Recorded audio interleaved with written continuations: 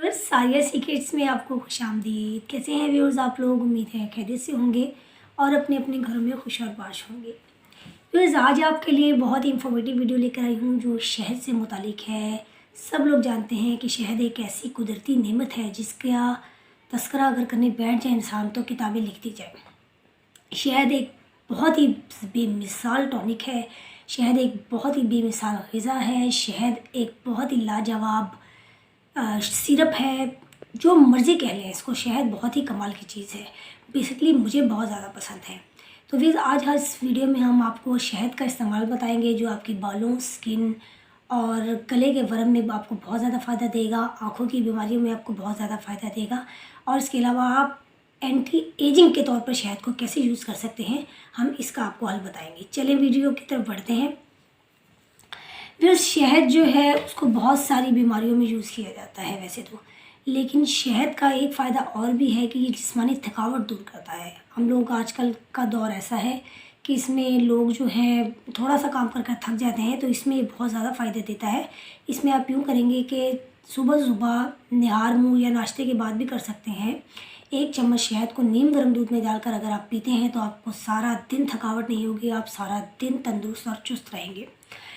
क्योंकि शहद जो है इसमें बहुत से विटामिन्स पाए जाते हैं और बहुत से मादनियात से माला माल है। विटामिन सी, बी, के और ई इसमें पाया जाता है। इसके अलावा ये मैग्नीशियम, तांबा और आयरन से भरपूर है। शहद हमारी जिस्मानी कमज़ोरी को दूर करता है और जिस्म में खून को बढ़ाता है, यानी कि खून की जो कमी है उसको दूर करता है। इसके अलावा शहद जो है वो आँखों की बीमारियों में बहुत फ़ायदेमंद है। अगर आपकी आँखों में कोई भी मसला है, आँखों में धुंधलापन है, तो आप शहद को रोगने उस अर्के गुलाब में मिक्स करके रख लें और रात को 1 सिलाई जो है आप इसकी लगाएंगे तो आपकी आँखें तरोताज़ा हो जाएंगी, चमकदार होंगी और पहले से साफ़ और शफाफ हो जाएंगी।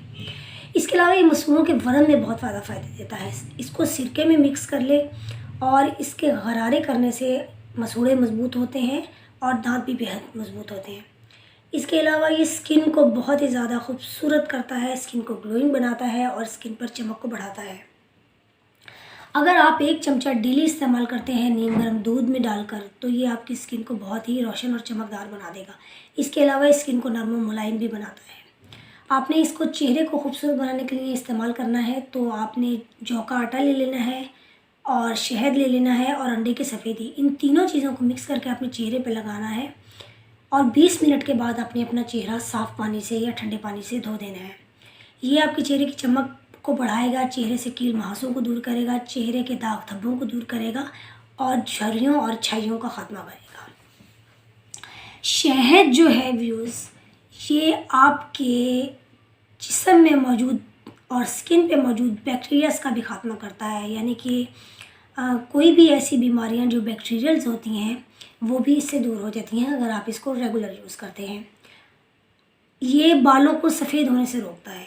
इसके लिए आप क्या करेंगे कि जी आप इसके लिए शहद को रोगने ज़ैतून में मिलाकर लगाएंगे बालों में और 20 मिनट के बाद इसको आप रीठे के पानी से धो देंगे तो आपके बाल जो सफ़ेद हो रहे होते हैं वो रुक जाएंगे और जो सफ़ेद हो चुके हैं वो भी इंशाल्लाह दोबारा काले की तरफ गामज़न हो जाएंगे, लेकिन बशर्त कि शहद असली हो। अब जब हम शहद असली का नाम इस्तेमाल करते हैं तो व्यूअर्स हमारे जहन में फ़ौरन ये आता है कि जो चीज़ हम इस्तेमाल कर रहे हैं वो असली है कि नहीं। तो असली शहद की पहचान भी मैं आपको बता देती हूँ कि अगर आप पानी का 1 गिलास ले लें और उसमें शहद के चंद कतरे टपकाएंगे, अगर कतरे अपनी असली हालत में थोड़ी देर तक पड़े रहेंगे तो वो यकीनन शहद असली है। उसको आप बिला झिझक इस्तेमाल कर सकते हैं और इससे फ़ायदा उठाएं। व्यूअर्स, शहद को इस्तेमाल करें, अपने बच्चों को इस्तेमाल करें।